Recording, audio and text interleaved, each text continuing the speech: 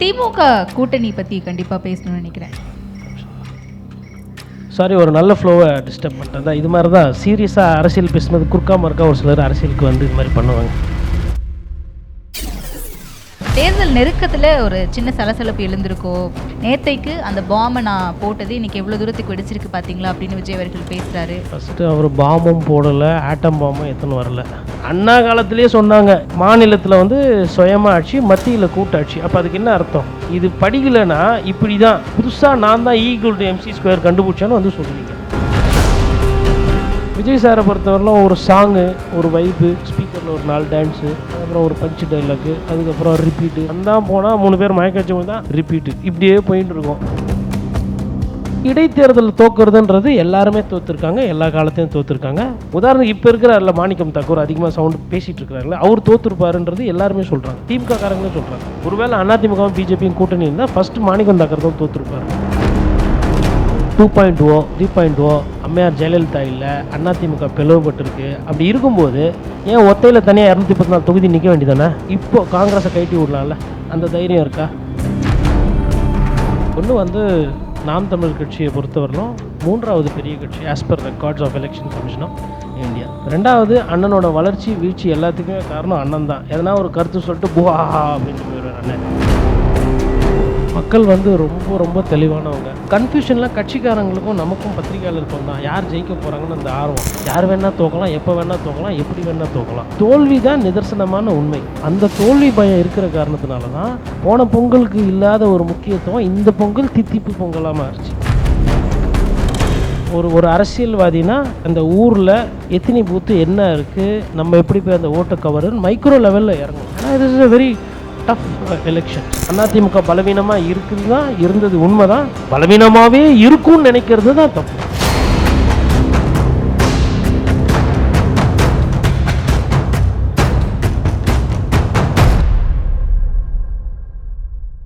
Carls believe in better presence. The debates pulse. Powered by Milky Mist, Dr. Sri Varma's Wellness. Supported by Kingmakers IAS Academy. Cal's Renewable Energy. Believe in better. தேர்தல்னு சொல்லிட்டு தேர்தலை நெருங்கிட்டோம். Almost இன்னும் ஒரு 50 நாட்கள் தான் இருக்கும். And இன்னும் few வீக்ஸில் தேர்தலுக்கான தேதியும் அறிவிச்சிருவாங்க. எல்லா கட்சிகளும் ஓட ஆரம்பிச்சிட்டாங்க. களம் எப்படி இருக்குன்னு நினைக்கிறீங்க சார்? களம் வந்து கடந்த தேர்தலை விட இந்த தேர்தல் ரொம்ப மோசமாக இருக்கும். ஒரு 1000 ஓட்டு 2000 ஓட்டுக்கெலாம் ஒவ்வொரு எம்எல்ஏ கேண்டிடேட்டும் இல்லை சிட்டிங் எம்எல்ஏவும் கஷ்டப்படுறத கிட்டத்தட்ட பார்க்கலாம்.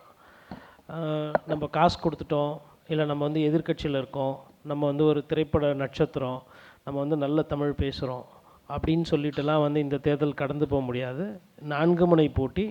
4 முனை போட்டியில் முதல் 2 இடத்துக்கு வந்து ரொம்ப கஷ்டமான ஒரு போட்டியாக இருக்கும். 3வது 4வது இடத்துக்கு ஒரு கொஞ்சம் கேப் விட்டு இருக்கும். அதாவது 1-2க்குள்ளே வந்து மார்ஜின் ரொம்ப நேரோ டவுனாக இருக்கும், கம்மியான வாக்குகள் வித்தியாசத்தில் போகிற மாதிரி பார்த்துக்கலாம். 3வது 4வது இடத்துக்கு வந்து அது கேப் விட்டுட்டு அவங்க 2 பேருக்குள்ளே ஒரு க்ளோஸ் கால் எதிர்பார்க்கலாம். அதாவது இன்னும் சுருக்கமாக சொல்லணும்னா திமுக வர்சஸ் அதிமுக, திராவிட கட்சிகளுக்கு உண்டான அந்த 1-2 இடத்துக்கு. திமுக வர்சஸ் அதிமுக தானா ஷாரா?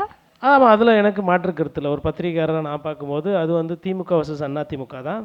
இங்கே நிறைய இளைஞர்கள் இருக்காங்க, அவங்க அதில் ஒத்துக்க மாட்டாங்க. மேபி நீங்கள் வீட்டில் போய் கேட்டிங்கன்னா வந்து தாத்தா பாட்டி, சித்தப்பா சித்தி, அப்பா அம்மா, அம்மா மாமா அவங்கெல்லாம் வந்து வேறு ஒரு வேரியேஷன்ஸ் வச்சுருப்பாங்க. அதனால தான் தாவேகா தலைவர் விஜய் அவர்கள் என்ன பண்ணிட்டார் உஷாரா, குட்டீஸ், சின்ன குட்டீஸ், செல்ல குட்டீஸ் எல்லாரும் போயிட்டு வீடியோ எடுத்து, தாத்தா வந்து வீடியோ எடுத்து போடுங்க, பாட்டிக்கிட்ட சொல்லுங்கள், அப்பா கிட்ட பேசுங்க, அம்மா கிட்ட பேசுங்கன்னு சொல்லி அவர்கிட்ட இருக்கிற ஆயுதத்தை கட்ட வைத்து விட்டுருக்காரு. விஜயை பொறுத்த வரைக்கும் நேற்றைக்கு பேசின பேச்சாக இருக்கட்டும், இல்லை அதற்கு முன்னாடி பேசின பேச்சாக இருக்கட்டும், தொடர்ந்து ஏதோ ஒன்று பேசிகிட்டே இருக்காரு. ஆனால் வெளியே வரமாட்டாரு அப்படின்ற குற்றச்சாட்டு இருந்தாலும் அவர் பேசக்கூடிய விஷயத்தில் இன்டென்ஸ் இல்லை அப்படின்னு சொல்லப்படுது. தேர்தலுக்கு இது எப்படி உதவும் நினைக்கிறீங்க? நேற்று இங்கே வந்திருக்கவங்கள நிறைய பேர் பார்த்துருப்பீங்க. எத்தனை பேருக்கு படம் பார்த்த ஒரு சந்தோஷம் இருந்தது தெரிஞ்சுக்கலாமா? அரசியல் நிகழ்ச்சி பார்த்த மாதிரி. ஏன்னா இது ஒரு கலந்துரையாடல் மாதிரி இருந்தால் இன்னும் கொஞ்சம் நல்லா இருக்குன்ற மாதிரி நான் நினைக்கிறேன். நிறைய பேர் பார்த்தீங்களா? நேற்று பார்த்தீங்களா? எப்படி பிடிச்சிருந்ததா? பிடிக்கலையா? இல்லை, எனக்கு தெரிஞ்சுக்கிறதுக்கு எனக்கும் இது ஒரு வாய்ப்பு. ஒரு யங் க்ரௌட் கிட்ட, இன்ஃபர்மேட்டிவாக இருக்குது க்ரௌட் கிட்ட. மேபி நீங்கள் அப்படியே கூட கை தூக்கலாம். பிடிக்கலையா? இல்லை கருத்து சொல்ல விரும்பலை? ஓகே, இல்லை ஐஏஎஸ் ஆஃபீஸர்ஸாக ஆக போகிறவங்க கொஞ்சம் கூச்ச சுபாவம் இருக்கும், டிப்ளமேட்டிக்காக இருப்பாங்க. சரி, எனக்கு தெரிஞ்சதை நான் சொல்கிறேன், நான் புரிஞ்சதை நான் சொல்கிறேன். இப்போ என்னென்னா, நாளைக்கு இன்றைக்கி கை தூக்கிட்டாங்கன்னா அது சிக்கல் ஏன் அவங்க கை தூக்கலன்னு சொல்கிறது. நாளைக்கு ஒரு வேளை விஜய் சார் சிஎம் ஆகிட்டாருன்னா இவங்களை கட் பண்ணி இதோ தெரிகிறதா இவர் தான் அந்த அதிகாரி அப்படின்ட்டு யாருன்னா நாளை பின்ன சோஷியல் மீடியாவில் போடுவாங்க. அதனால் உஷாராக தான் இருக்கிறாங்க. பட் எனக்கு அது மாதிரி பிரச்சனைலாம் இல்லை. நேற்று பொறுத்தவரைலாம் விஜய் ரசிகர்களுக்கு ஒரு நல்ல ஒரு ஃபுல் மீல்ஸு, நல்ல பஞ்ச் டயலாகு, சாங்கு மிஸ்ஸிங்கு, மற்றபடி ஸ்டண்ட் எல்லாம் நல்லா பண்ணியிருந்தார். ஆனால் அரசியலில் வந்து அதில் இவ்வளோண்டு இன்ஸ்டன்ட் காஃபி மாதிரி சிக்கரி ரொம்ப கம்மியாகவும் பால் நிறைய ஊற்றி ஒரு மாதிரி லைட் காஃபி போட்டிருந்தார் அரசியலை பொறுத்தவரைலாம். ஏன்னா சேலத்துக்கு போயிட்டு சேலத்தோட மக்கள் பிரச்சனையோ இல்லை சேலத்தோட அந்த ஜாகிரஃபியில் என்ன பிரச்சனை இருக்குது அங்கே ஒரு காலத்தில் இல்லை, சேலம் இன்னுமே கேட்டால் என்ன கேட்டால் ஓரளவுக்கு பின்தங்கின மாவட்டம் தான். ஒன்றும் ஒரு கோயம்புத்தூர் அளவுக்கோ இல்லை சென்னை அளவுக்கோ இல்லை நம்ம பெங்களூரு டெல்லியோடவோ கம்பேர் பண்ணும்போது நம்ம வந்து தமிழ்நாட்டுக்குள்ளேயே தான் போட்டி போட்டுக்கிறோம்.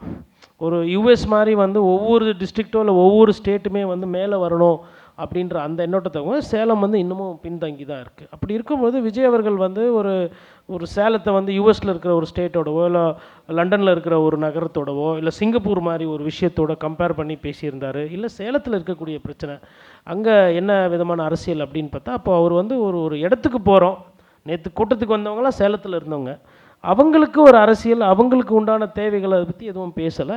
வழக்கமாக ஒரு படம்னு எடுத்தால் ஒரு வில்லன் இருப்பார், ஒரு நடிகர் இருப்பார், நடிகர் அவரு ஹீரோ, வில்லன் வந்து முதல்வர் ஸ்டாலின், இவர் இது அது இதுன்னு சொல்லிட்டு ஒரு அழகாக ஒரு 30 நிமிஷத்துக்கு ஒரு நல்ல ஒரு கொரியோகிராஃபி பண்ணிவிட்டு கிளம்பிட்டார்.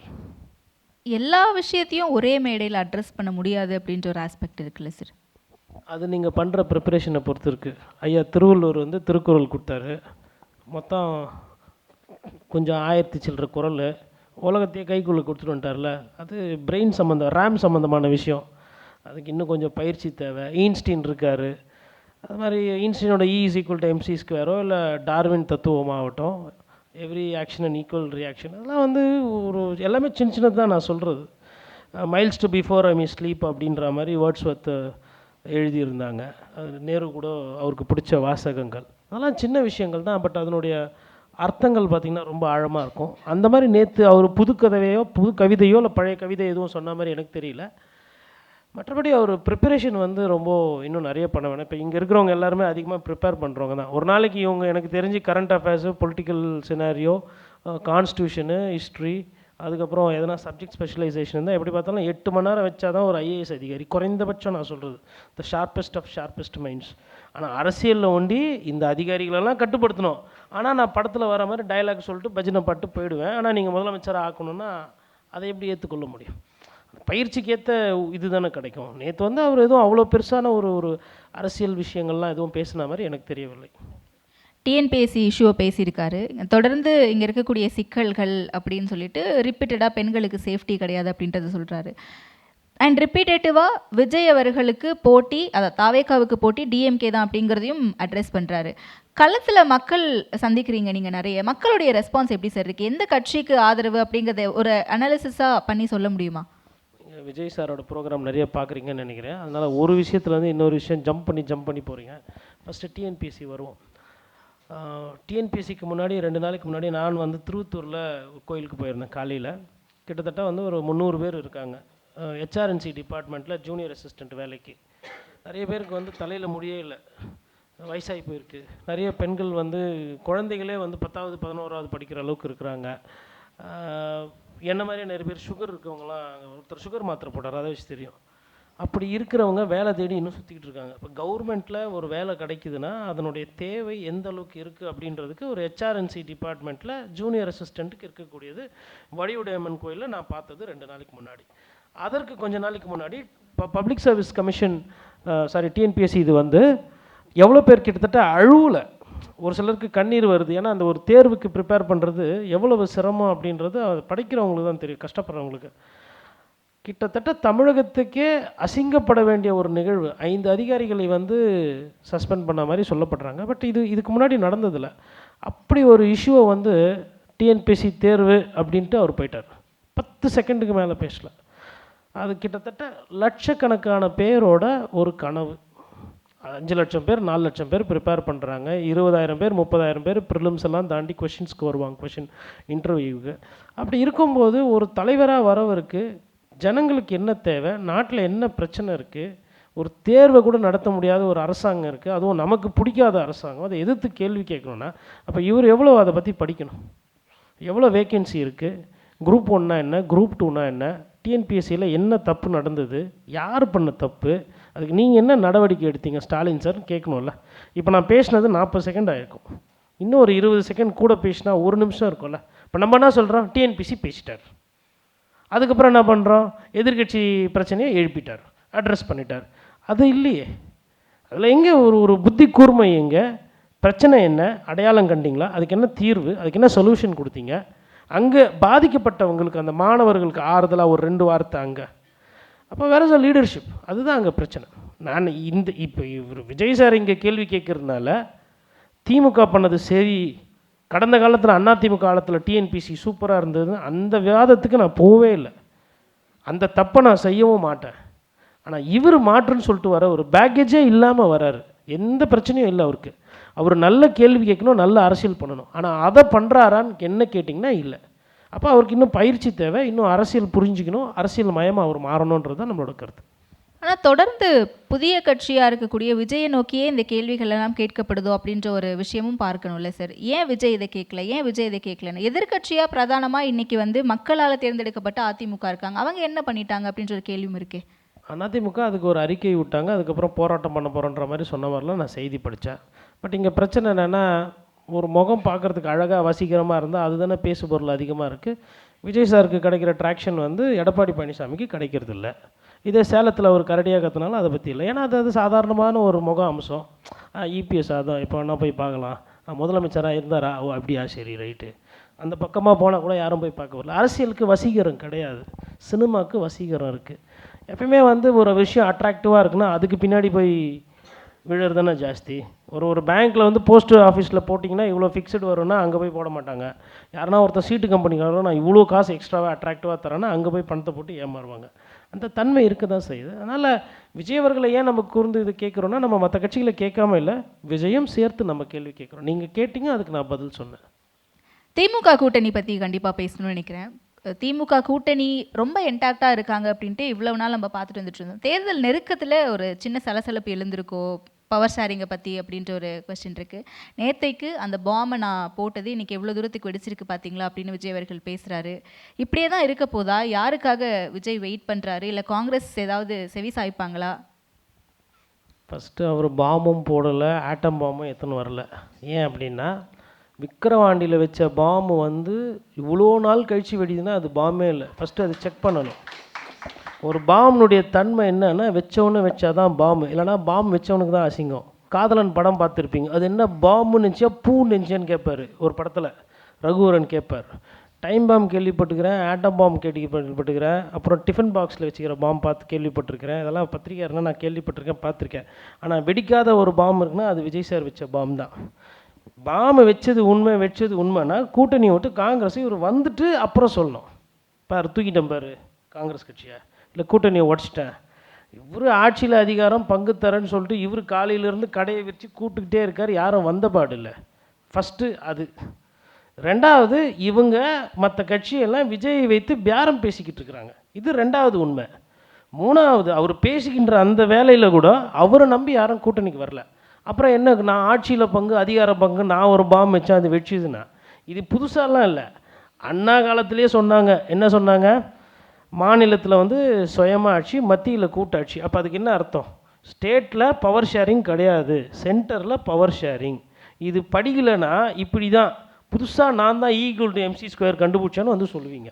விஜயம் மாநில சுயாட்சி பேசுகிறாரு சார், அவருக்கு தெரியல. மாநில சுயாட்சி பற்றி பேசியிருந்தால் அவர் நான் வச்ச பாம்புன்னு சொல்லியிருக்க மாட்டார்.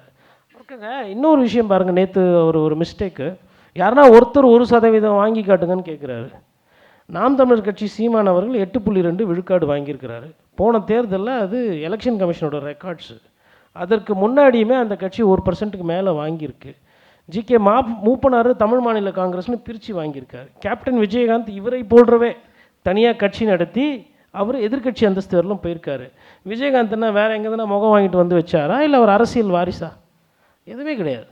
அப்போது இவருக்கு ஒரு ஒரு ஒரு தகவல் பேசுகிறோம், ஒரு விஷயத்த சொல்கிறோன்னா அது கரெக்டாக, அது அது அது ப்ராப்பராக இருக்கா அப்படின்ற அந்த ஃபேக்ட் வெரிஃபிகேஷனே பண்ணாமல் அந்த நேரத்தில் படத்தில் பேசுகிற மாதிரியே பேசுகிறேன். படத்தில் உங்களுக்கு லீனியர் எடிட்டிங்லேயோ இல்லை வேறு அட்வான்ஸ் எடிட்டிங்லேயோ கொடுத்து நீங்கள் அதை எடிட் பண்ணிக்கலாம். நீங்கள் லைவில் எப்படி எடிட் பண்ண முடியும்? அதுதான் அவருக்கு சாருக்கு வந்து ஒரு சிக்கல். 2 விஷயம் சார்.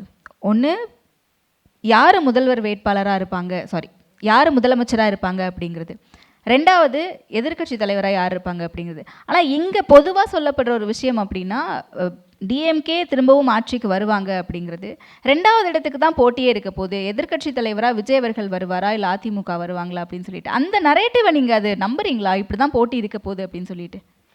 ஒரிஜினல் ஓனர் ஓட்டு போடுறவங்க இவங்கெல்லாம் முடிவு பண்ணக்கூடாது யார் முதலமைச்சராக வரணுன்றது. 5.5 கோடி 5.25 கோடியோ அது எலக்டோர் ரோல்ஸில் I don't know what will be the electoral strength this time. அவங்க தான் வந்து ஓனர்ஸ், அவங்க டிசைட் பண்ண போகிறாங்க. பட் நம்மளை போன்றவர்கள் ஒரு கற்பனையாவோ இல்லை ஒரு வியூகத்தின் அடிப்படையில் நம்ம சொல்லலாம். சரி, அதாவது விஜய் அவர்களால் வந்து அதிமுகவை வீழ்த்த முடியும், ஆனால் திமுகவை வீழ்த்த முடியாதுன்ற அந்த புரிதலுக்கு நம்ம எப்படி போகிறோம் தேர்தலுக்கு முன்னாடி? ஃபஸ்ட்டு மேபி இன்ஃப்ராஸ்ட்ரக்சர் வச்சு பார்க்கும்போது ஏடிஎம்கேவோட success rate was always better than DMK.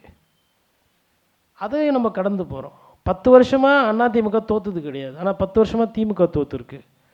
AIADMK எதிர்க்கட்சி தலைவர் அந்தஸ்தை இழந்தது கிடையாது, ஆனால் திமுக எதிர்த்துருக்கு. லீடர்ஸ் வச்சு ஒரு மதிப்பீடு போடுறாங்கல்ல. அம்மையார் ஜெயலலிதா மாதிரியான ஒரு ஆளுமை கிடையாது, எம்ஜிஆர் மாதிரியான ஒரு ஆளுமை கிடையாது. அந்த ஒரு வெற்றி இங்கே இருக்கும்போது அதிமுகவை ஈஸியாக வீழ்த்திடலாம் அப்படின்ட்டு அந்த ஒரு கணக்கை தான் விஜய் போடுறாரு அப்படின்ற ஒரு ஆஸ்பெக்ட் இருக்கே. விஜய் போடுறது கணக்கே கிடையாதுங்க. விஜய்க்கு வந்து அரசியல் என்பது ஓரளவுக்கு பெருசாக புரியல. சேலத்தில் போய் உட்காந்துக்கிட்டு அதிமுகவே இல்லைன்றாரு. ட்ராக் ரெக்கார்டு எடுத்து போட்டால் தோற்று போன தேர்தலில் 10 சட்டமன்ற தொகுதியில் 9 சட்டமன்ற தொகுதி அந்த மாவட்டத்தை ஒயிட் வாஷ் அதிமுக ஸ்வீப்பு. அதுக்கு பக்கத்தில் இருக்கிற மாவட்டம் தருமபுரி 5க்கு 5 அதிமுக ஸ்வீப்பு. அந்த டெரெயினில் போய் உட்காந்துக்கிட்டு இவர் சொல்கிறாரு இருட்டில் நான் கல்லறிக்க விரும்பலைன்னு. ஃபஸ்ட்டு எதிரியை ரொம்ப குறைத்து மதிப்பிடுறது மாதிரி ஒரு அரசியல் முட்டாள்தனத்தை நீங்கள் பார்க்கவே முடியாது. Never under estimate your enemy. நான் ஒரு தேர்வு எழுத போகிறேன், தேர்வு ஈஸியாக இருக்கும் அப்படின்னு நான் நினச்சின்னு போனால் யாருக்கு நஷ்டம்?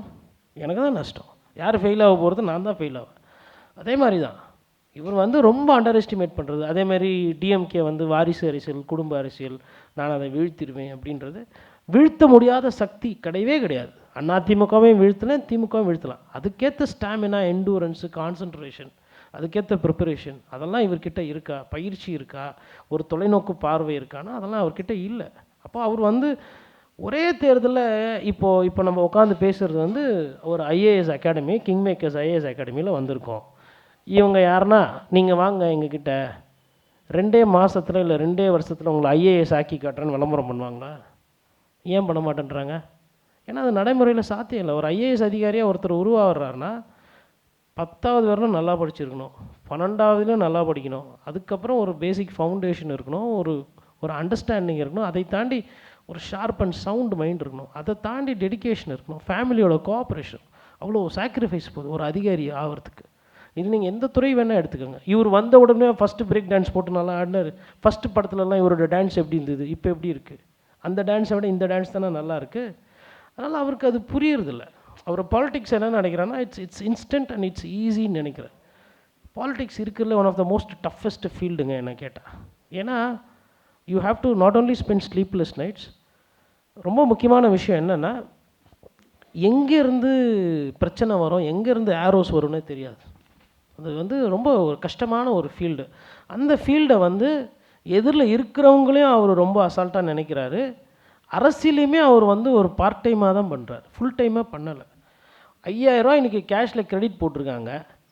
சாயந்தரம் அவர் பேசுகிறாரு, மதியம் பேசுகிறாரு. அதை பற்றி எதனா ஒரு ஒரு ஒரு கருத்து இல்லை அதை விமர்சனம், அதை எப்படி செய்தியிலேருந்து நம்ம காலி பண்ணுறது, அதை எப்படி அண்டர்மைன் பண்ணுறது, அதை எப்படி கிளியர் பண்ணுறது, யோசனையே இல்லையே. அப்போது ஒரு நியூஸில் ஃபஸ்ட்டு இருக்கணும், ப்ரெஸ்ஸை ஹேண்டில் பண்ண தெரியும், பப்ளிக் ஹேண்டில் பண்ண தெரியும், குட்வில் சம்பாதிக்கணும். அது மாதிரி நிறைய சாப்டர்ஸ் இருக்குது பாலிடிக்ஸில். அதிலலாம் அவர் கொஞ்சம் கொஞ்சமாக கோட்டை விட்டு கொண்டு இருக்கிறார். விஜய்னு மட்டும் கிடையாது, பொதுவாகவே இங்கே பிரதான எதிர்க்கட்சியாக இருக்கக்கூடிய அதிமுகவை அண்டர் எஸ்டிமேட் பண்ணுறது அப்படிங்கிறது நீண்ட காலமாக நடந்துகிட்ருக்கு. நீண்ட காலமாகங்கிறது 21 எலெக்ஷனுக்கு பிறகு இந்த கடந்த 4.5 ஆண்டுகளாக ஏன் அப்படி பண்ணுறாங்கன்னு நினைக்கிறீங்க? இல்லை உண்மையாகவே அதிமுக பலகீனமாக தான் இருக்கா? என்டிஏ கூட ஒரு மெகா கூட்டணியை நாங்கள் அமைச்சிட்டோம் அப்படின்னு சொன்ன பிறகும் கூட அவங்களை அண்டர் எஸ்டிமேட் பண்ணுறதை எப்படி புரிஞ்சுக்கலாம்? ரொம்ப ஒரு ஒரு நல்ல கேள்வி இது.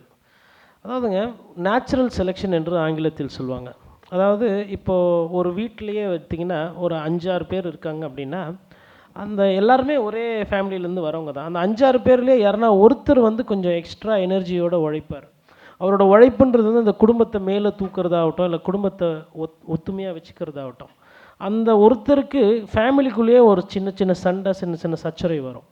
இது எதுக்கு நான் ஒரு குடும்பத்தை காட்டுறேன்னா, ஒரு நேச்சுரல் செலெக்ஷன். இப்போது அதிமுகவில் என்ன ஆச்சுன்னா, அம்மையார் ஜெயலலிதா மறைவுக்கு பிறகு அங்கே வந்து யார் அடுத்த தலைவர்ன்றதில் ஒரு கேள்விக்குறி.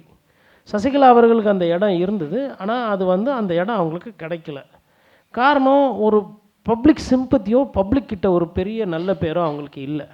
அடுத்தது ஓபிஎஸ் அவர்கள் ஐயா அப்படின்னு வரும்போது அவருக்கு வந்து என்னென்னா அந்த ஸ்ட்ராங் லீடர்ஷிப். அதாவது ஸ்ட்ராங் லீடர்ஷிப்னால் என்னென்னா, போய் தியானம் பண்ணுறது கிடையாது, அமைதியாக இருக்கிறது கிடையாது, வணக்கம் வச்சுட்டு போகிறது கிடையாது.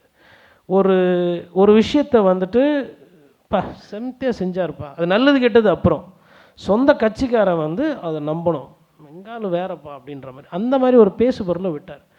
அதுக்கப்புறமா வந்து செங்கோட்டையன் இருக்கிறாங்க, அதுக்கப்புறம் தங்கமணி இருக்கிறாங்க, வேலுமணி இருக்காங்க, எடப்பாடி பழனிசாமி, இவங்க எல்லாமே சமகால அரசியலில் ஒன்றா ட்ராவல் பண்ணவங்க. அப்போ அந்த குரூப்லேருந்து ஒருத்தர் மேலே போகிறாங்கன்னும் போது அந்த ஒருத்தரை யாரும் அக்செப்ட் பண்ண மாட்டாங்க. இப்போ இந்த குரூப்லேயே இருக்கிறாங்க, ஒரு 50 பேர் இருக்கிறாங்கன்னா, இந்த 50 பேர்லேருந்து ஒருத்தர் மேலே வராங்கன்னும் போது மிச்சம் 49 பேரும் சேர்ந்து அடிப்பாங்க.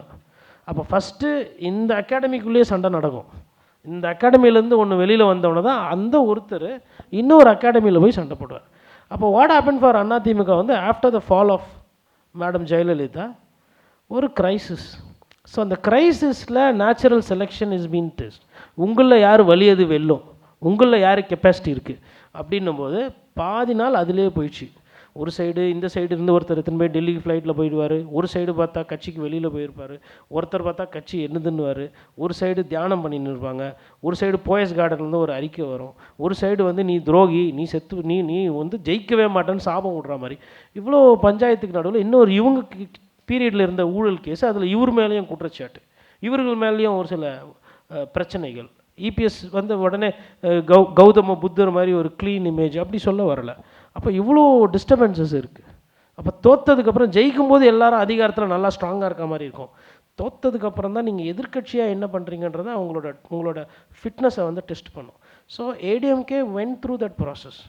ஃபார் எக்ஸாம்பிள் இந்த சேம் டைம் டிஎம்கேல இன்றைக்கி தேதியில் Udhayanidhi Stalin is very strong, but Udhayanidhi Stalin is not tested for natural selection. Is coming with a blood line, is carrying the pedigree of his family. இப்போ நாளைக்கு ஒரு வேளை கனிமொழி அவர்களுக்கும் உதயநிதிக்கும் ஒரு சண்டை வருது, இல்லை நாளைக்கு வந்து அந்த பார்ட்டியில் ஒரு முன்னாள் அமைச்சர் கொஸ்டின் பண்ணுறாரு உன்னோட லீடர்ஷிப்பை அப்படின்னா, அப்போ அந்த நேச்சுரல் செலெக்ஷன் வரும். ஏடிஎம்கே தங்களுடைய பிரச்சனைகள் எல்லாம் சந்தித்து சமாளித்து முடிச்சுட்டு இன்றைக்கி ஒரு ஃபார்மேஷன் வருது. அதனால் அந்த 4 வருஷ பீரியடில் தொடர் தோல்வி, தோல்வி மேலே தோல்வி, 8 தோல்வி, 10 தோல்வி. இப்போது அவங்க ஒரு ஃபார்மேஷனுக்கு வந்திருக்காங்க. இந்த இடைத்தேர்தல் இந்த மாதிரி விஷயங்கள்னு பார்க்கும்போது அதோட மொத்த டியூரேஷன் பார்த்திங்கன்னா 4 இயர்ஸ் தான். ஒரு கட்சி ஆட்சியில் 10 வருஷம் இருந்துட்டு 75 சட்டமன்ற உறுப்பினராக வர்றதுன்றது என்ன கேட்டால் it's not a bad record. Sometimes அது பார்க்கும்போது அம்மையார் ஜெயலலிதாவை விட ஒரு சில நேரத்தில் வந்து பார்க்கும்போது பெட்டர் ரெக்கார்ட்ஸ். காரணம் என்னென்னா 10 வருஷம் ஊழல் குற்றச்சாட்டு, ஜெயலலிதா மறைவு, சசிகலா எதிர்ப்பு, டிடிவி தினகரன் வெளிநடப்பு, ஓபிஎஸ் கூட உள்ளுக்குள்ளேயே சண்டை, இவ்வளோ ப்ராப்ளம் இருக்குது. பத்தாவதுக்கு பாரதிய ஜனதா கட்சியோட கூட்டணி, இவ்வளோத்தையும் வச்சுக்கிட்டு ஒரு கட்சி 75 சீட்டு ஜெயிச்சிருக்கு, அந்த கட்சி வீக்காக போயிடுச்சு அப்படின்றது வந்து யதார்த்தம் அல்ல. மற்றபடி இடைத்தேர்தல் தோக்குறதுன்றது எல்லாருமே தோற்றுருக்காங்க, எல்லா காலத்தையும் தோற்றுருக்காங்க. பிஜேபியோட மத்தியில் ஆட்சி, அதாவது லோக்சபா தேர்தலில் வரும்போது தொடர் தோல்வி என்பது இருக்குது. அதுவே இந்த ஒரு வேளை 24 வச்சுருந்தா அவங்களோட கிளைம் என்னென்னா ஒரு 5 to 8 சீட்ஸ் ஜெயிச்சிருப்போம். உதாரணத்துக்கு இப்போ இருக்கிறார்ல மாணிக்கம் தாக்கூர், அதிகமாக சவுண்டு பேசிகிட்டு இருக்கிறாருல, அவர் தோற்றுருப்பாருன்றது எல்லாருமே சொல்கிறாங்க, திமுக காரங்களே சொல்கிறாங்க.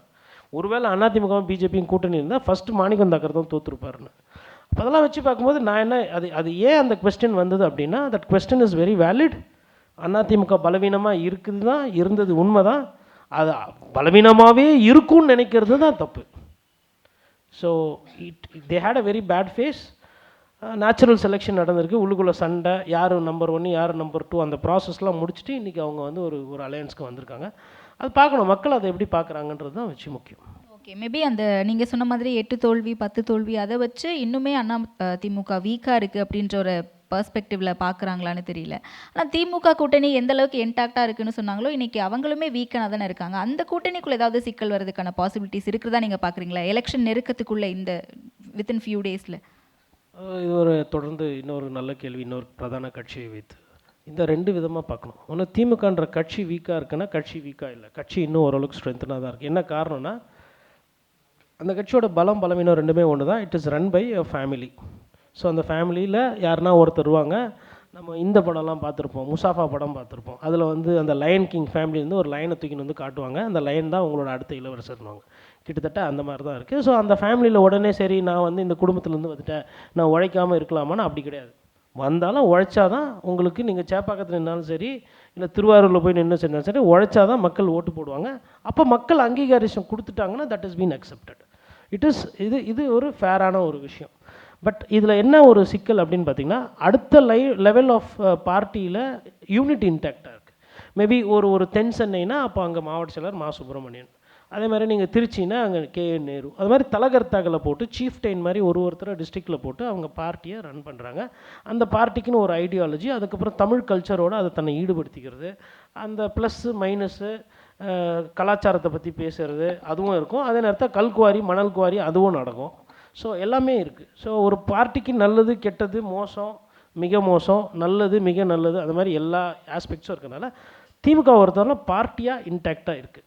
கூட்டணின்னு வரும்போது பார்த்திங்கன்னா 2.0 3.0 அம்மையார் ஜெயலலிதா இல்லை, அதிமுக பிளவுபட்டிருக்கு, அதிமுக வேஸ்ட்டு, 10 தேர்தல் தோல்வி, அப்படி இருக்கும்போது ஏன் ஒத்தையில் தனியாக 214 தொகுதி நிற்க வேண்டியதானே? எது கூட்டணின்றீங்க? 5 வருஷம் இருந்துட்டீங்க, உங்கள் ஆட்சியை பார்த்துட்டாங்க, 5000 ரூபா பணம் போட்டாச்சு, இப்போது காங்கிரஸை கைட்டி விடலாம்ல, அந்த தைரியம் இருக்கா? கிடையாது. அப்போது அதிமுக தோற்று போய் பயந்து போயிருக்கு, திமுக ஜெயிச்சு பயந்து போயிருக்கு. ஸோ ரெண்டுமே பயந்து போயிருக்கு. பயத்தை காட்டிக்காமல் ஒருத்தர் இருக்கிறாரு பனையூரில். மேபி இந்த பயம் விஜய்னால கூட 2 கட்சிகளுக்கும் வந்திருக்கலாம் அப்படின்னு சொல்லப்படுதே. புதுசாக ஆள்லாம் வருவாங்க, அது விஜய்னால பயம் இல்லை, ஓட்டு போடுற மக்கள் மேலே இருக்கிற பயம். ஓகே, அதுதான் என்ன தரிசனம். விஜய் இப்போ தானே வந்தார், 2021 கூட தான் பயந்தாங்க. தேர்தலுக்கு முன்னாடி நீங்கள் போய் பாருங்கள், ப்ளட்டு பிபி சுகர்லாம் எடுத்து பாருங்கள், அரசியல்வாதி தெரியும், அப்படியே இருப்பாங்க, தூங்கலாமா தோற்றுருவோமா ஜெயிச்சிருவோமா. சரி, பொலிட்டீஷியனோட மைண்ட் செட்டு பொலிட்டீஷியனோட ஃபிட்னஸ்ஸு அது கம்ப்ளீட்டாக different. They are not regular human beings. அந்த மனசில் வந்துட்டு என்ன இருந்தாலும் எதிரில் நான் ஒரு சில அமைச்சர் பேர் சொல்ல விரும்பலை, அவங்க தம்பி வீட்டில் ரைடு, மதுரை ஏர்போர்ட்டில் நான் பக்கத்தில் உட்காந்துக்கிட்டு இருக்கேன், எதுவுமே நடக்காத மாதிரி இப்படி சிரிச்சிக்கிட்டு இருக்காரு. நம்மளாலாம் சத்தியமாக அப்படி முடியாது. நல்லா தெரியுது, பதவி போயிருக்கோம், அப்படியே வணக்கம் வைப்பார், அம்மா என்னை பதவியிலேருந்து எடுத்துட்டாங்க, நான் போயிட்டு வரேன், அப்புறமா சந்திக்கிறேன் அப்படின்னு. எது வந்தாலும் அந்த 4 செவத்துக்குள்ளே உள்ளே மூடிக்கிட்டு புலம்புறது அழுவுறது, அது ஒரு அந்த மாதிரி பழக்கப்படுத்திக்கிறது இட்ஸ் நாட் அ திங். பொதுவெளியில் 4 பேர் பத்திரிகையாளர்கள் நம் போன்றவர்கள் எடாகூடமாக கேட்பாங்க. அதை கண்ட்ரோல் பண்ணுறது இருக்குல்ல, அந்த மென்டல் கண்ட்ரோல் பண்ணுறது, அந்த மைண்ட்னஸ், அதெல்லாம் வந்து வெரி டஃப்பு. ஒரு நாளைக்கு 4 கல்யாணம் ஆகும், 8 கல்யாணம் ஆகும், ஒரு 4 பேர் ஊரில் செத்து போயிடுவாங்க, வந்துக்கினே இருக்கும் ஃபோன் காலு, ஒரு பர்சனல் லைஃப் ஸ்பேஸுன்றதே இருக்காது. ஸோ அதுக்கெல்லாம் எக்யூப் பண்ணால் தான் I think they should go into political life. எனக்கு வந்து நான் ஷிஃப்ட் பார்த்து தான் வேலை செய்வேன், நான் இருக்கிற இடத்துக்கு போராட்டம் பண்ணுறவங்கள வர சொல்லுங்கள், அதுக்கப்புறம் அங்கேருந்து ஜூம் காலில் போடுங்க, நான் இங்கேருந்து இரங்கல் தெரிவிக்கிறேன், அது வந்து அன்ஃபிட் ஃபார் பாலிடிக்ஸ். அந்த மாதிரி ஆள் தயவுசெய்து படத்தில் பாலிடிக்ஸ் பண்ணிக்கோங்க. பாலிடிக்ஸில் பண்ணுறதுக்கு வர்றதுன்றது மக்கள் வந்து அதை வர்றதுக்கு முன்னாடியே இப்படி இன்னும் நீங்கள் சிஎம்எல்லாம் ஆகிட்டிங்கன்னா இவங்கெல்லாம் பாவம் இவங்கெல்லாம் தான் அதிகாரியாக நாளைக்கு இருக்க போகிறாங்க. இப்போ இவ்வளோ நேரம் பேசிகிட்டு இருந்தோம்ல சார், கூட்டணி கட்சிகள் பற்றி பேசணும், பிரதான திராவிட கட்சிகள் பற்றி பேசணும், விஜய் அவர்களை பற்றி பேசணும், புதிய வரவுன்ட்டு. சீமான் அவர்கள் தொடர்ந்து களத்தில் இருந்துக்கிட்டே இருக்கார். ஏன் அவர் இப்போ சமீப காலமாக லைம்லைட்டில் இல்லாத மாதிரியே இருக்குது? ஒருவேளை அவங்க இவ்வளவு களப்பணிகள் பண்ணி இவ்வளவு பொதுக்கூட்டங்கள் நடத்துகிறாங்க அப்படின்னாலுமே விஜய் ஃபேக்டர் சீமான் அவர்களையும் மறைச்சிருச்சா, நாம் தமிழர் கட்சியும் மறைச்சிருக்கா? 3 விஷயங்களாக இதுக்கு பதில் சொல்லலாம். ஒன்று வந்து நாம் தமிழர் கட்சியை பொறுத்தவரையிலும் 3வது பெரிய கட்சி as per records of election commission of India. But அதற்கேற்ற ஊடக வெளிச்சமோ அதற்கேற்ற முக்கியத்துவமோ பத்திரிகையும் ஊடகமோ தர்றது கிடையாது நாம் தமிழர் கட்சி. இது யதார்த்தமான உண்மை. ஒன்று. ரெண்டாவது அண்ணனோட வளர்ச்சி வீழ்ச்சி எல்லாத்துக்குமே காரணம் அண்ணன் தான். எதனா ஒரு கருத்து சொல்லிட்டு புஹாஹா அப்படின்ட்டு போயிடுவார் அண்ணன். ஏன்னா இப்படி பண்ணீங்க, தோற்று போகிறாங்கண்ணா, திருப்பி எதனா ஒன்று பண்ணுங்க, கூட்டணி வைங்க, இல்லை வேறு எதனா மாற்றி வச்சிங்கன்னா தம்பி வருவேன் 30 வருஷம் கழிச்சு தம்பி எல்லாம் எம்எல்ஏ ஆகணும். அவன் சொல்லுவான், அண்ணன் எனக்கு இப்போயே 40 வயசுனே, இன்னும் 30 வருஷம் கழிச்சு எப்படிண்ணே அப்படின்ற மாதிரி அந்த ஒரு யதார்த்த அரசியலில் இருந்து தள்ளி போகிற தன்மை. மூன்றாவது என்ன பிரச்சனைன்னு பார்த்தீங்கன்னா, விஜய் அவர்களோட அந்த பிம்பம், அந்த கவர்ச்சி என்பது சீமான் போன்ற ஒரு எளிய மனிதரோட அந்த அரசியல் அரைச்சீற்றம் இருக்கு இல்லைங்களா, அதை வந்து அது பெருசாக சப்ரஸ் பண்ணுது, விச் இஸ் அ ஃபேக்ட். அதாவதுங்க, நல்லா தமிழ் பேசுகிறாரு, நல்லா பேசுகிறாருன்றதுனாலலாம் ஓட்டு போட மாட்டாங்க. அவங்களுக்கு ஏதோ ஒன்று பிடிச்சிருக்கு விஜய்கிட்ட, விஜய் சாரை பார்த்தா அவங்களுக்கு பிடிக்குது, உங்களை விட அவங்கள தூக்கி வச்சு தலையில் கொண்டாடுறாங்க, அது யதார்த்தம். பட் பாலிட்டிக்ஸ்னு வரும்பொழுது பர்ஃபார்மன்ஸ் ரொம்ப முக்கியம். அவர் இப்போது பர்ஃபார்ம், அதாவது வசீகரத்தை வைத்து அவர் ஓட்டு கேட்குறார், பிரச்சாரத்தை வைத்து அவர் ஓட்டு கேட்குறார். இவர் வந்து கொள்கை, கோட்பாடு, போராட்டம், அதை வச்சு இவர் ஓட்டு கேட்குறாரு. அது புரியறதுக்கு வந்து லேட் ஆகும். விஜயோட க்ரோத் வந்து ரொம்ப ஃபாஸ்ட்டாக இருக்கும், இன்ஸ்டண்ட்டாக இருக்கும். சீமானோட க்ரோத் வந்து ரொம்ப ஸ்லோவாக இருக்குது, ஆர்கானிக்காக இருக்குது. பட் இதில் என்ன ப்ராப்ளம்னா, சீமானோட க்ரோத்தை பொறுத்தவரையிலும் ஆர்கானிக்காக இருக்குது, இல்லை இது ஆர்கானிக்காக இது வளர்ந்து வர வேலைக்கு எனக்கு பசியெல்லாம் முடிஞ்சு அல்சரே வந்துடும் ஜனிச்சிட்டாங்கன்னா, people will not go for organic, people will like for some fast food kind of thing. அப்போது சுச்சுவேஷனுக்கு ஏற்ற மாதிரி அடாப்ட் பண்ணணும். சரி, பாலிட்டிக்ஸ்லேயும் சரி, நேச்சுரல் லைஃப்லேயும் சரி, வைல்ட் லைஃப்லேயும் சரி, அடாப்டேஷன் இஸ் த கீவேர்டு. ஒரு சிறுத்தை வந்து சிங்கத்தாலேயும் புலியாலேயும் சாதிக்க முடியாத சிறுத்தை சாதிக்கும். எதனாலனா அது ஸ்கில் செட்டுனாலேயோ இல்லை கரேஜ்னாலேயோ இல்லை ஸ்ட்ரென்த்னாலேயோ பண்ணுறதில்ல, அதோட அந்த புத்தி கூர்மை, அடாப்டிவ் ஸ்கில்ஸ், எந்த இடத்துல எங்கே ஸ்ட்ரைக் பண்ணணும், எப்படி பண்ணணும், சர்வைவலுக்கு வேண்டி என்ன பண்ணுறதுன்றா. அது மாதிரி சீமானை பொறுத்தவரையிலும் பார்த்திங்கன்னா அந்த அடாப்டேஷன் சுத்தமாக கிடையாது. நான் இப்படி தான், அண்ணன் இப்படி தான் இருப்பேன், நீங்களாம் என்னை ஏற்றுக்கிட்டா ஏற்றுக்கங்க, இல்லைனா நான்லாம் யார்கிட்டையும் வரமாட்டேன் அப்படின்ற மாதிரி அவர். விஜய் அவர்களை பொறுத்தவரையிலும் திமுக மீதும் அதிமுக மீது இருக்கக்கூடிய கோபம், விஜய் அவர்கள் மீது இருக்கக்கூடிய வசீகரம், புதுசாக ஒருத்தர் வந்தால் வழக்கமாக இருக்கக்கூடிய அந்த மூன்றாவது அணின்றதோட எதிர்பார்ப்பு, இது எல்லாமே சேர்ந்து விஜய் அவர்களுக்கு ஒரு பெரிய ஒரு இமேஜையும் ஒரு பெரிய பிராண்டையும் கொடுத்துருக்கு. அந்த சாம் வந்து என்ன பண்ணுதுன்னா, சீமான் அவர்களை வந்து ஷேடோ பண்ணுது. மூன்றாவது பெரிய கட்சியாக ஓட்டு வாங்கிறதுக்கு முன்னாடியே விஜய் அவர்கள் பேசப்படுகிறார். விஜய் அவர்கள் தேர்தல் நிற்கிறதுக்கு முன்னாடியே விஜய் அவர்கள் வந்து மாற்று, விஜய் தான் மூன்றாவது முகம்னு பேசப்படுகிறது, which is factually not correct. But அதுதான் பர்செப்ஷனாக இருக்குது, அதை தான் மக்கள் பேசுகிறாங்க. மக்கள் அதை பார்க்கலையா அப்போ விஜய் ஒரு பவர்ஃபுல் ஃபேக்டரா? மக்கள் கண்டிப்பாக யார் புதுசாக வந்தாலும் ஒரு பவர்ஃபுல் ஃபேக்டராக பார்ப்பாங்க. பார்க்குறது வேற, ஓட்டு போடுறது வேற. ஓட்டு போடுவாங்களா இல்லையான்றதை நம்ம பார்க்கணும். ஒவ்வொரு வீட்லேயும் ஒவ்வொரு விஜய் ரசிகர் இருக்காங்க, அவங்களுடைய வாக்கெல்லாம், அவங்களுடைய செல்வாக்கு இல்லை அவங்களுடைய இந்த ஃபேன் பேஸ் அப்படிங்கிறது வாக்கா மாறாது அப்படின்னு நம்மளால சொல்ல முடியாதுல்ல சார்? கரெக்டு, நம்மளால சொல்ல முடியாது. விஜய் ஒரு வீட்லேயும் விஜய் ஃபேன்ஸ் இருக்கிறது உண்மை தான். என்ன எல்லாம் 10th படிக்கிறாங்க, 8th படிக்கிறாங்க, நிறைய பேருக்கு ஓட்டு இல்லைன்னு பேசிக்கிறாங்க, அதுவும் இருக்குது, அதையும் பார்க்கணும் சேர்த்து. ஏன்னா ஃபேன் பேஸுன்றாங்க, இளைஞர்கள் பட்டாளன்றாங்க. ஒருத்தர் நேற்று வந்து மயக்கட்சி விழுறாரு, அதை வந்து ரசிகர்கள் அப்படியே தூக்கின்னு திப்புன்னு ஓடுற மாதிரி நான் காட்சி பார்க்கல. கரூரில் அந்த இளம் பட்டாளம் வந்து இறங்கி உள்ளே இருந்து மயக்கட்சி விழுந்துட்டாங்க, வழிவிடு. இந்த நண்பன் படம் பார்த்துருப்பீங்க, அதில் ஸ்கூட்டியில் எப்படி விஜய் வழிவிடுன்னு அப்படி ஆம்புலன்ஸ் முன்னாடி வேகமாக போவார். அந்த மாதிரி எதனா விஜய் ஃபேன்ஸ் எதனா பண்ணால் பார்த்துருக்கீங்களா? இல்லை எங்கன்னா வந்து ஒரு ரத்த தான முகாம் நடத்துனாங்க, இல்லை ஆர்கன் டொனேஷன் கேம்ப் நடத்தாங்க, அது மாதிரி எதுவும் பண்ணலை. அப்போது ரத்த தான முகாம்கள்லாம் நடத்திட்டு தான் சார் இருக்காங்க. நடத்திட்டு இருக்காங்களா? அப்போ எனக்கு தெரியல, அந்தளவுக்கு அவங்க இன்னும் பெருசாக பண்ணல, மன்னிக்கவும். இன்னும் நிறைய பண்ணணுன்றது ஒரு கோரிக்கை. நான் இன்னொரு ரத்த தான முகாம் எடுத்துக்காட்டு சொல்லட்டுமா? செந்தில் பாலாஜி மேக்ஸிமம் பண்ணி ரெக்கார்டு பண்ணார் அம்மையார் ஜெயலலிதா காலத்தில். அந்த மாதிரி அதிகமாக பண்ணால் மேபி ஞாபகம் இருக்கும், சின்னதாக பண்ணுறதுனால மேபி எனக்கு தெரில. எஸ்வி சேகர் அதிகமாட்டி ரத்த தானம் கொடுத்துருக்குறாரு.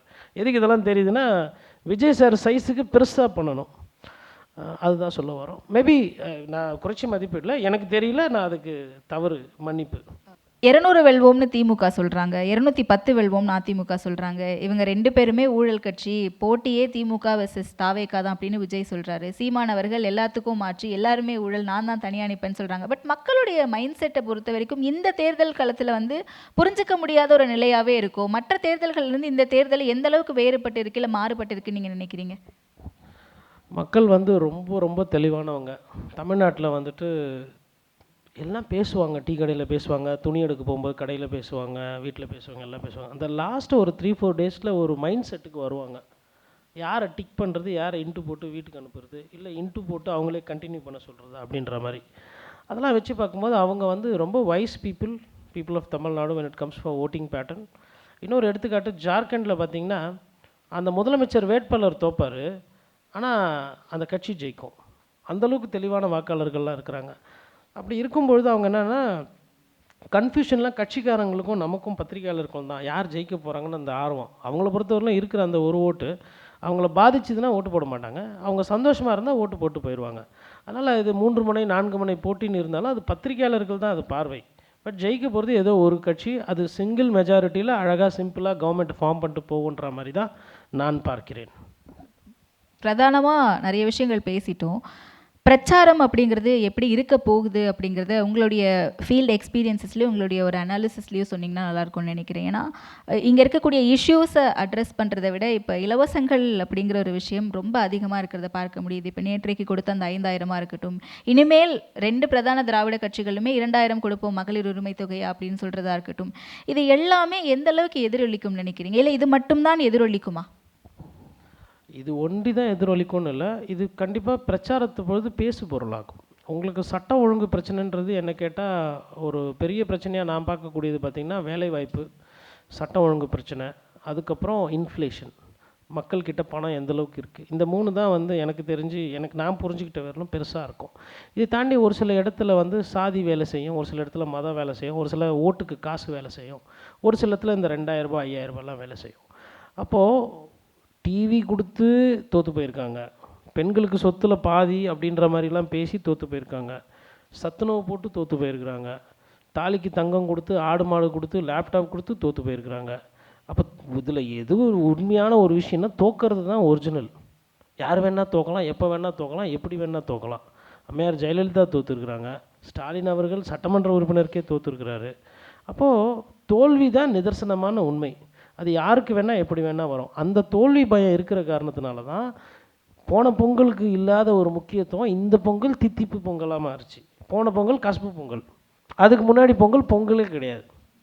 அதேமாதிரி இந்த ஏப்ரல் மே இருக்குது பார்த்தீங்களா, இப்போ தான் உங்களுக்கு வந்து அதிகப்படியான வெயில் அடிக்கும். அதனால தான் நாங்கள் வந்து என்ன பண்ணியிருக்கோம், சம்மர் கொடை காலத்துக்கு நிவாரணம் கொடுத்துருக்கோம்.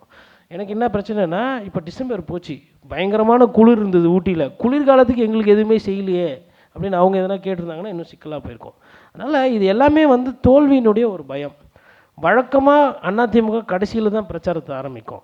இந்த வாட்டி ஊருக்கு முன்னாடியே 6 மாதத்துக்கு முன்னாடியே ஒரு பச்சை கலர் பஸ்ஸை எடுத்துக்கின்னு கொடியெல்லாம் நட்டுக்கின்னு எழுச்சி பயணம் அப்படி இப்படின்னு சொல்லிட்டு பார்த்தீங்கன்னா எடப்பாடி பழனிசாமி ஊரெல்லாம் போயிட்டு நான் எடப்பாடி பழனிசாமி எனும் நான் அவர் எல்லா இடமும் பிரச்சனை போடுறார். எதுக்கு பிரச்சாரம் போனார்? விட்டா தோற்று போயிடுவோம், திருப்பி மறுபடியும் தோற்றுனா ஃபஸ்ட்லேருந்து 10 தோல்வி பழனிசாமின்னுவாங்க அப்படின்னு அதுக்கு பயந்து அவரும் பார்த்தீங்கன்னா பஸ் எடுத்து கூட்டணி வந்தால் வாங்க வராட்டி போங்க, எனக்கு இருக்குது பச்சை கலர் பஸ்ஸு, நான் ஒரு பாட்டை போட்டுக்கின்னு நான் பாட்டுன்னு ஊராக போகிறேன்னு சொல்லிட்டு அவர் போயிட்டார் ஒரு சைடு. அதுக்கப்புறம் அண்ணன் சீமான் அடுத்த ஸ்டேஜ் அப்படின்னா, எனக்கு நீ ஓட்டு போடலை, நீ தமிழனே கிடையாது, நீ ரத்தம் கக்கி சாவ பார்த்துக்க, அண்ணன் தான் வந்து உன் சாவில் அழுகணும், இவன்லாம் வரமாட்டான், அப்படின்லாம் சீமாட்டிகள், நான் தான் உன்னோட உடன்பிறப்பு, அண்ணன் ஒரு தொப்புள் உறவில்லை, தமிழ் மீது அக்கறை இல்லை, பாசம் இல்லைன்ற அளவுக்கு இன்னும் அண்ணன் டெம்போவை ஏற்றிக்கிட்டே போவார். அதனால் அவரோட பிரச்சாரம் அப்படி இருக்கும்.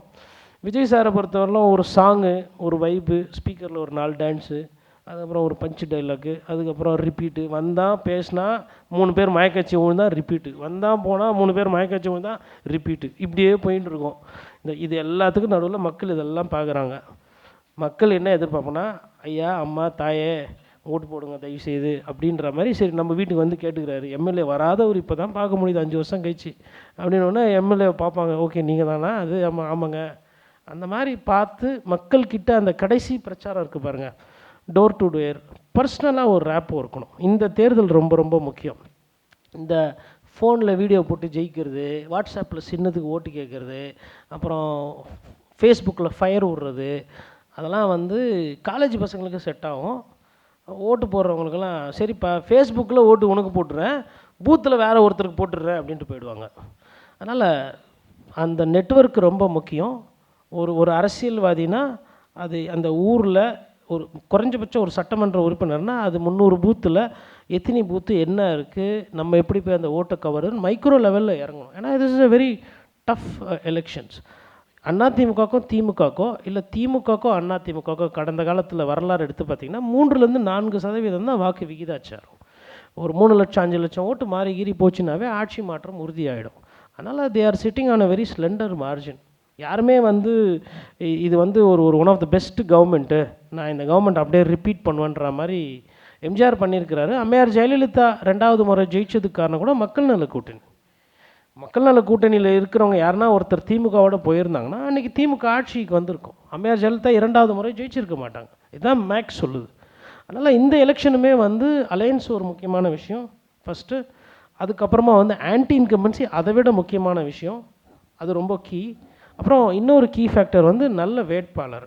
இவர் வந்து அவரோட மகன், இவர் வந்து பழைய மாவட்டம், இவர் வந்து ஆல்ரெடி முன்னாள் அமைச்சர் அப்படின்ற சீட்டு நீங்கள் கொடுத்தாலும் நிறைய இடத்துல நியூ ஃபேஸஸ், பிரச்சனை இல்லாதவங்க, மக்கள்கிட்ட கெட்ட பேர் இல்லாத வேட்பாளர்கள் போட்டால் மக்கள் வந்து அதை விரும்புவாங்கன்ற மாதிரி நான் பார்க்குறேன்.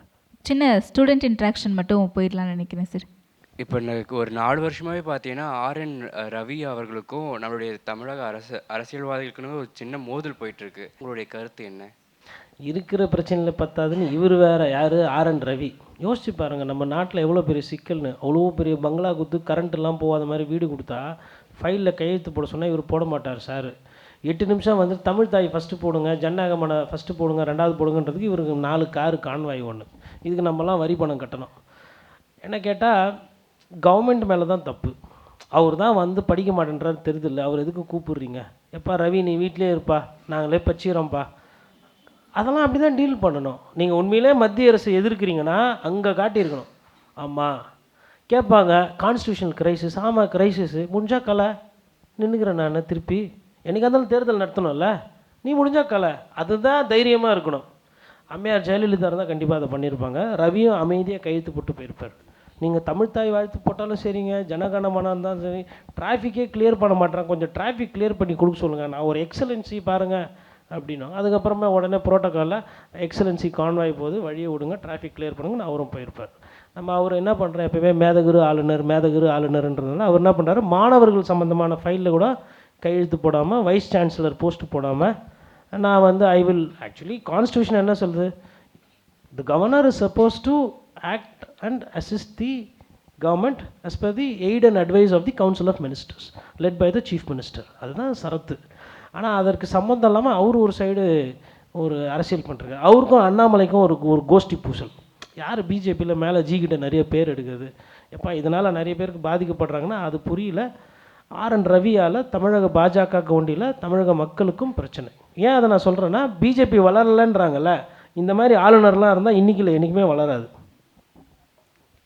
Thank you sir. தேங்க்யூ. இவ்வளோ நேரம் உங்களுடைய நேரத்தையும் உங்களுடைய அழகான பதில்களையும் பகிர்ந்துக்கிட்டதுக்கு ரொம்ப நன்றி சார். நேரம் கொடுத்தமைக்கு நன்றி, வாய்ப்புக்கு நன்றி. இங்கே வந்திருக்கிற மாணவர்கள் எல்லாமே அவங்களோட பார்ட்டிசிபேஷன் ஒரு மாதிரி அமைதியாக, வழக்கமாக வந்து மற்ற ஒரு சில இடத்துக்கெல்லாம் போகும்போது 4 பேர் பின்னாடி இருந்து கத்திக்கிட்டு இருப்பாங்க. அந்த மாதிரிலாம் எதுவும் இல்லாமல் ரொம்ப நல்லபடியாக போச்சு. தேங்க்யூ.